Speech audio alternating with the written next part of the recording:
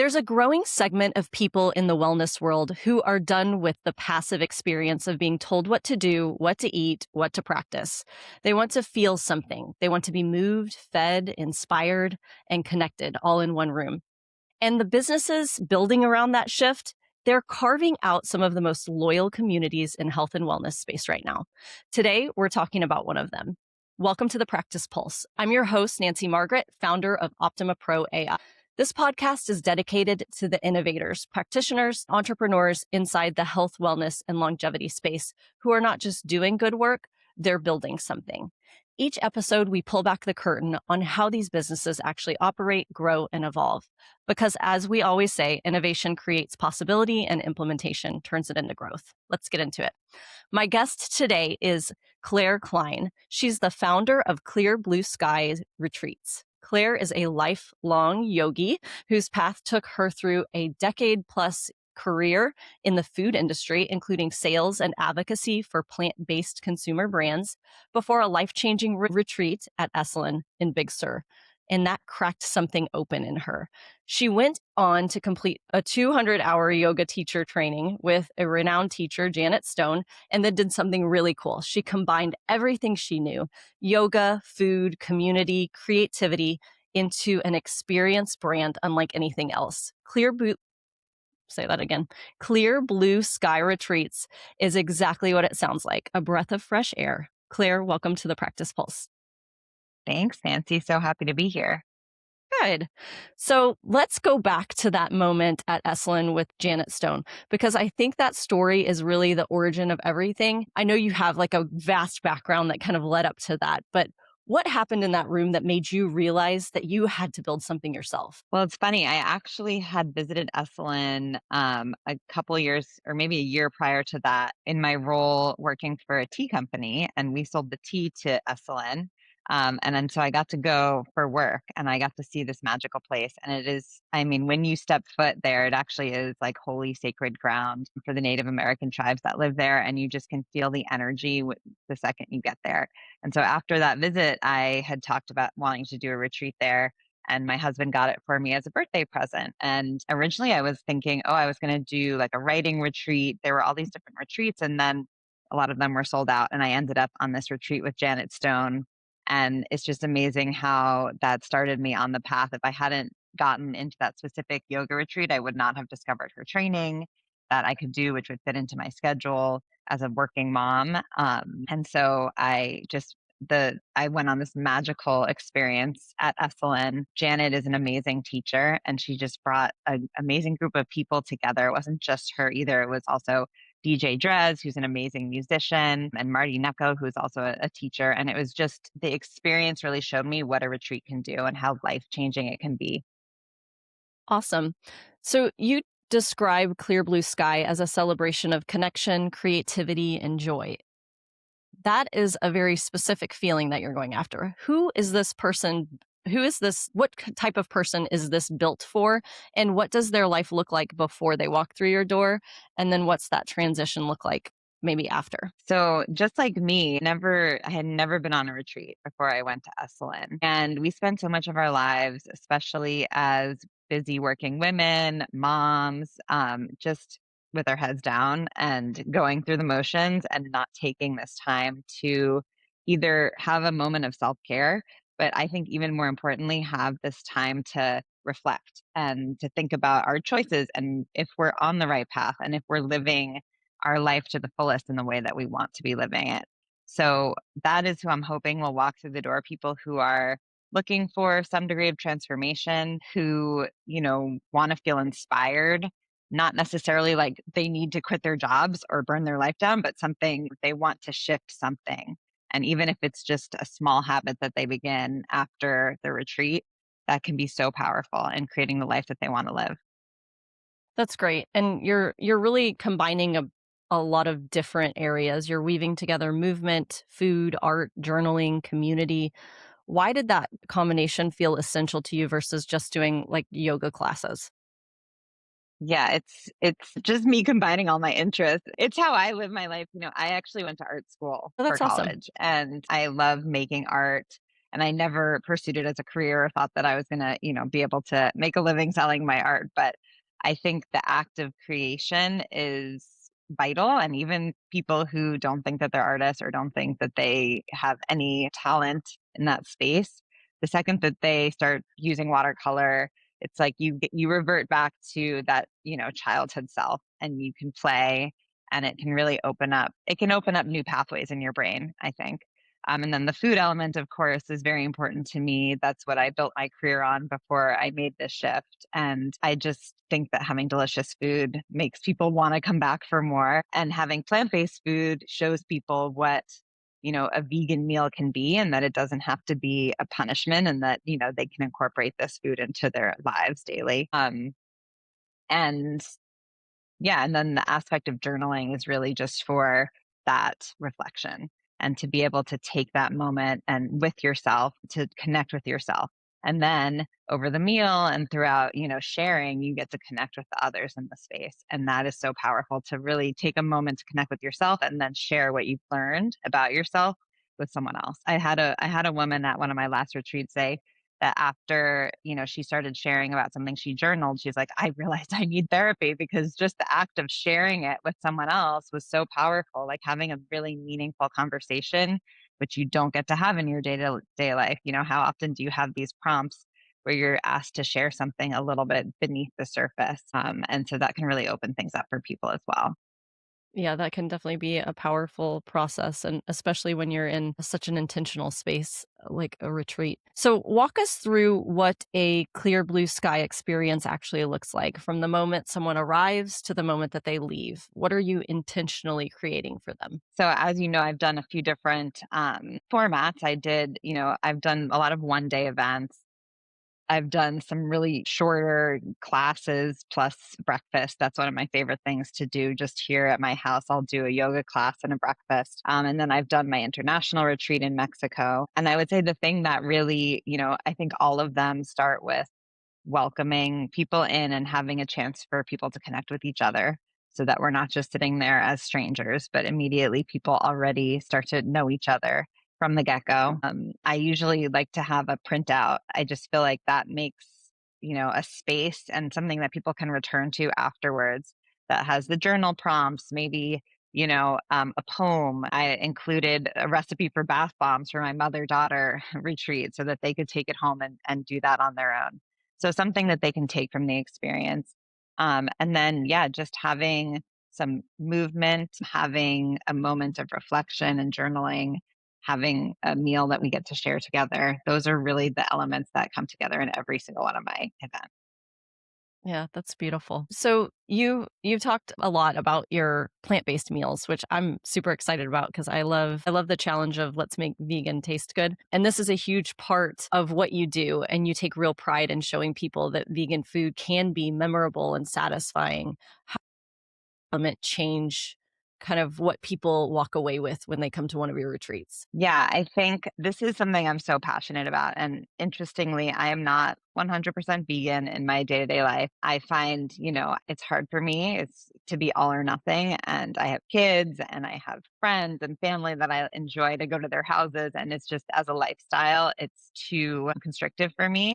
That being said, I think in an ideal world, we all would be vegan. I think ethically, it's the right choice. And for our planet, it's the right choice as well. And so I feel that, it doesn't have to be all or nothing, and that we can all bring more plant based meals into our life, and they're healthy for you and they are delicious. And so when I create these meals and these spaces, I show people you don't need, and it is a celebratory meal. I usually have, at least three different salads, like three different mains. They're big, delicious, filling events. And so to show people that you can have this without having to make meat the centerpiece is really important to me. And so even if, like, for my mother daughter retreat, I did include a quiche. So I had one item that wasn't, vegan.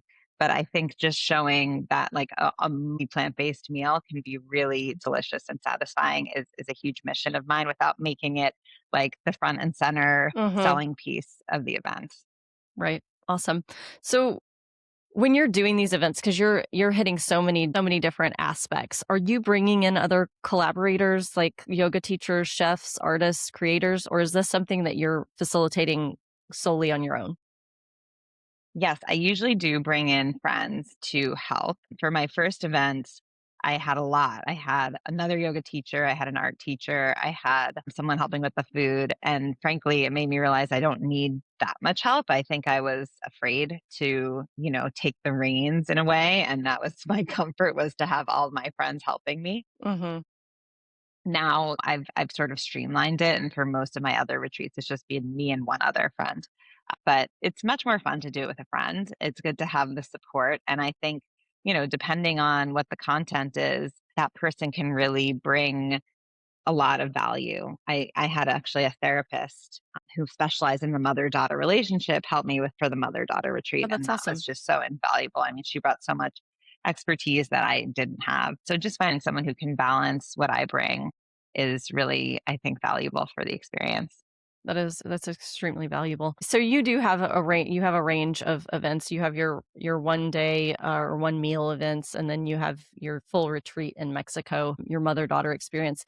How do you think this kind of range of formats, like what is the range designed to do? Like what are the outcomes that you're going to get from the one day events as opposed to like the full retreat in Mexico? I think in an ideal world, we would all do at least a weekend away, but it's so hard to get people to commit the time, especially, moms who are a huge number of, who come to my retreats are moms, and to have them take a full weekend away a lot of the time is a challenge, even though I believe that they should take that time for themselves. Sometimes, the day is more manageable.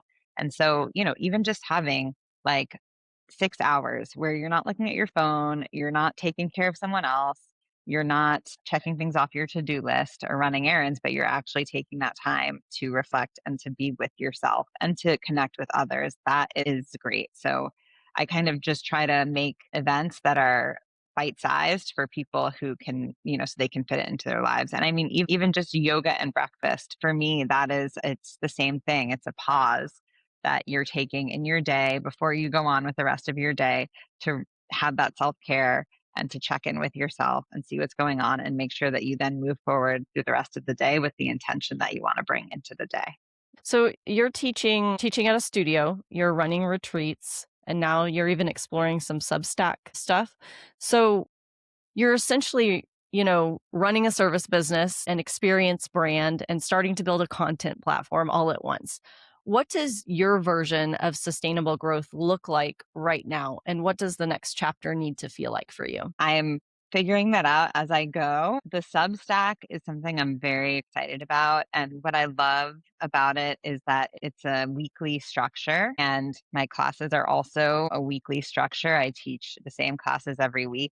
And to bring sort of that idea of a theme that I'm bringing to every week, and that can be the theme I'm bringing to my Substack and the theme that I'm then bringing to my classes. It can be the theme that I bring to my pop-up, events as well. And that kind of having something that I'm focusing on each week for my own personal growth is amazing. But then I also feel like it deepens the experience for people who might, be getting my content in different forms. I mean, even on Instagram, focusing on that one theme for my reels and my stories that week. So that kind of feels more sustainable to me, just too, in terms of creating lots of different content. But I want to continue to do retreats, longer retreats, and get more of those on the calendar, and hopefully create a more regular cadence. It's been hard to, I would love to do multiple international retreats every year. That I think is the ultimate goal. And, I'm not quite there yet with feeling confident like I could fill that many retreats. But once I'm there, I do hope that I can create that. Okay. So you mentioned wanting to use AI smartly, which I love because it really does require intention. So where are you currently using AI in your business, even in small ways, and where do you see the biggest opportunity? And then also maybe on the flip side, what areas do you feel like really require that human touch, that human connection that just will never be able to be taken over by AI? Yeah, I have used AI for some things that have been super valuable. I had it walk me through. I actually, the prompt was like, interview me to create my personal brand. And I find that when it's asking me the questions and then I'm responding, I get better results instead of just me putting in one prompt and then, expecting the answer that I want. And that was a really eye opening experience. And it helped me drill down on what my personal brand is and what I'm trying to create with my business. Um, I mean, I use it for things like it's been helpful to go through my expenses and tell me where I'm spending my money. That's Yeah. one of my favorite things. Um, I think I've seen some tools for creators that are really interesting where it kind of you can put in a lot of other people's YouTube videos, reels, probably even newsletters, and just kind of help pull out the themes that you're Hmm. attracted to or that you're finding interesting or what's, in the zeitgeist right now. What are the themes that people are talking about? And also, what makes an effective reel? That is something that I think it can be helpful for when it comes to actually writing the content. Like, it can be helpful as a thought partner, I think, but I try not to let it write anything for me. I try to write it myself and then maybe put it in and Yeah. say, like, if you were going to change the structure of this, how would you change it? And then I go back and do all the editing myself too, because even if you try to get it to edit, it sounds like AI to me. But yeah, I think I'm excited about, the opportunities that come up with it and curious. I think more than anything curious. I mean, we're all I think, scared and wary as well, but Right. I do I come at it with an attitude of curiosity and also optimism that hopefully, it will not end poorly and that it'll open up a ton of opportunities for us. Mm, I like that. Yeah. I definitely agree with you on, it's nice as a thought partner and it can help with like punctuation maybe and spelling, but like when you have it go in and edit, it's like, this is weird. So yeah. So right now, why don't you tell us a little bit about how people are finding you? What does your client acquisition look like? And then what's been working? And then what maybe have you tried that didn't work? Most of my clients are word of mouth. I would say the vast majority. Recently, I moved to LA just about 2 years ago, and I have just been really actively like putting myself out there, trying to meet people, networking, but really just like trying to make friends and Hmm. see who's out there in my community. And so it's been mostly people that I've met in person. The place I'm teaching yoga is actually a women's club and community center, really. So it's a great place for building community. I found a lot of people through there, even like WhatsApp groups that I've joined and then had meetups, just trying to get out there and meet people in person because what I found so far is that that's where people need to meet me in person and know who I am before they sign up to spend a full day with me, which is challenging. And I wish that, I could find people. I was hoping that people would find me through Instagram and sign up for my retreats, but that has yet to happen. So, we'll see if eventually at some point I can start actually getting clients that way. But for now, it's more a place where people can, after they've met me, they can go see what I'm all about. Right. That's great. Yeah, I think sometimes that face-to-face or personal one-on-one interaction is where you find some of your best clients. So, if someone is listening today as a wellness practitioner or a yoga teacher, health coach, someone who's been thinking about creating an experience-based offering but keeps getting stuck, what is one thing you would tell them? I would say start before you're ready. My first Yeah. retreat that I did in the Bay Area, I did that, not long after I got certified as a yoga teacher. I wasn't teaching anywhere regularly yet, and I just decided I wanted to do this event, which is why as I mentioned, I had all my friends come in and help because I had another yoga teacher who was helping me because I thought I couldn't do it myself. In reality, I probably could have. But yeah, just, pick a date and start moving ahead. I mean, I thought I wasn't going to fill that retreat and I ended up selling it out. So I think just taking that first step is the challenge and then the momentum will build from there. That's awesome. Great advice. Very good advice because that's a lot of times the only thing that's holding someone back is just that actual starting. So you mentioned earlier the Substack. Could you tell us just a little bit more about how you're actively building that and what your vision is for that in terms of like what can people expect content wise? What outcomes are you hoping to provide for people? I'm really excited about this. I don't know why it took me this long to think to start a Substack. I guess I didn't really fully understand what it is. I mean, it is essentially just a newsletter, but it's going to have a pretty regular cadence, and I can actually share a practice, a video. So my goal is to have 2 emails per week, midweek sort of check in. On the weekends, do a ritual, which is going to include a practice, a yoga practice that I can share, whether both either a vinyasa practice or a slower restorative yoga practice, a journal prompt, and a playlist. And music is very important to me for my yoga, and then also like an not a suggestion for the week. I would say like maybe get your feet onto earth. Like I'm working on so the theme, I should say, is going to be the 5 elements to start. And so we're going to work through earth, water, fire, air, and ether, and how they all appear in our lives. And so this week coming up, I'm starting with earth. And so one of the assignments is going to be, go put your feet on grass or on sand barefoot and enjoy that, experience this week. And then there's journal questions asking you about how you like what activities and who in your life makes you feel the most grounded. And so you're going to take that whole week to kind of reflect on groundedness and what foundation means to you and stability and safety. And that's going to be that week. And then the following week, we'll start getting into water. What does it mean to go with the flow, and where could you release and let go and surrender more? So each week is going to have a theme and a ritual going along with it. And I think it's going to be a great way for me to share my yoga practice with people who aren't local to me here in LA.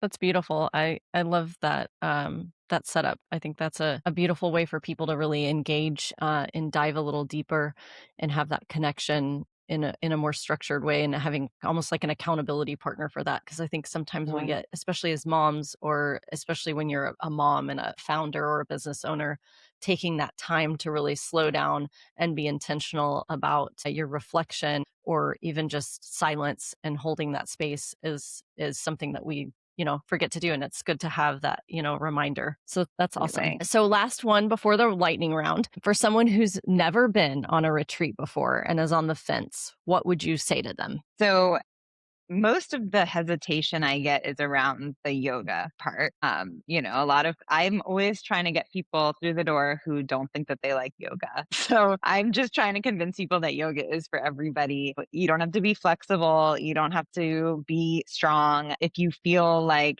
your mind goes all over the place while you're doing yoga, like that's the point. I would say everyone should try yoga, and you just listen to your body. You don't have to push yourself, and it's very approachable practice. And then also the other big thing that comes up a lot with people not being able to come on retreats is they don't want to leave their kids. And so then then I say empower your partners to take care of the kids. It's a growth experience for you and for the kids and for your partner if you can leave them for 2 nights, for 5 nights. I think you'll come back and you'll be a better version of yourself, and you'll be able to show up as a better mom and a better partner. So that would be my sales pitch for people who are hesitating for those reasons. I think that's perfect. It's so true. This just came up in conversation at a workshop I was at last week about, just really being intentional about taking care of yourself, because when you are able to set that time aside and really focus on yourself, you can show up 100% for your kids, whereas you're fragmented otherwise if you don't take that time and build that. Awesome. Okay, so we're going to jump into the lightning round. So quick answers, Claire, and just first thing that comes to mind. So, what's a book, podcast, or practice that has shaped how you show up as a business owner and a teacher? Well, there's a million yoga books that have been really influential, but I will go with 4,000 Weeks by Oliver Berkman. I don't know if you're familiar with that book, but it's really powerful about essentially the anti-productivity book and just reminding you that you're never going to cross everything off your to-do list. And, you have to be here for the ride, because it's never going to be inbox zero. And, thinking that like the ultimate destination is death. So trying to be Right. present in the here and now. And yeah, I highly recommend that book. That's awesome. Okay, I'm going to check that one out. So, all right, next one is when life gets loud and everything is competing for your attention, what ritual or practice do you return to that helps keep you anchored or grounded? Of course, movement, yoga, often going to a yoga class. Sometimes as a teacher, we don't make the time to actually show up in a studio for other people's classes. And I think that's so important because that's how you learn and you grow and you get ideas. So going to a yoga class and going for a walk. I mean, taking my dog for a walk if I'm feeling overwhelmed or stressed out. Taking my dog for a walk, even just for 20 minutes, I find is a crazy refresh. Those are great. I think those are really great. And you're right. Like showing up for someone else's class and not being the teacher, it's a different experience than actually teaching the class. Okay. What is a belief about wellness, entrepreneurship, or what people need that you maybe used to hold and have, but you've since completely let go of? Entrepreneurship. So my model of entrepreneurship was when I was working for a plant-based startup in San Francisco that was very much modeled on like a tech startup and was, VC backed. And I had this idea that entrepreneurship meant, some big company that the ultimate goal was, maximizing profits for investors. So I never thought of myself as an entrepreneur until I realized that actually, this is entrepreneurship as well, building a community based container for people to show up and to, share my gifts with the world in this way. So it's kind of really opened up my eyes to what entrepreneurship it can be. And I've met so many amazing, mostly women who are, creating businesses in this way, whether it's Hmm. coaching businesses or even, like products that they're selling, but they're entrepreneurs in a much quieter, I would say, way than, this model that I had in my head before, which was all about maximizing profits. That's a great and excellent point. And then our final question, super easy. Where can our listeners find you, follow along, and experience what you're building? So I do have an Instagram. It's under Clear Blue Skies and my Substack. I would highly recommend. My Substack is at Claire Klein 1, and you can also find it through my Instagrams.